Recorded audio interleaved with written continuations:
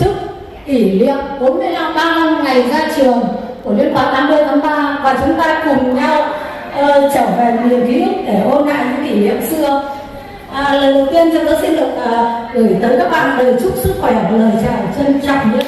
Hôm nay tất cả chúng ta đến đây để vui với nhau và chúng ta có những cái câu chuyện tâm sự và ôn lại những kỷ niệm.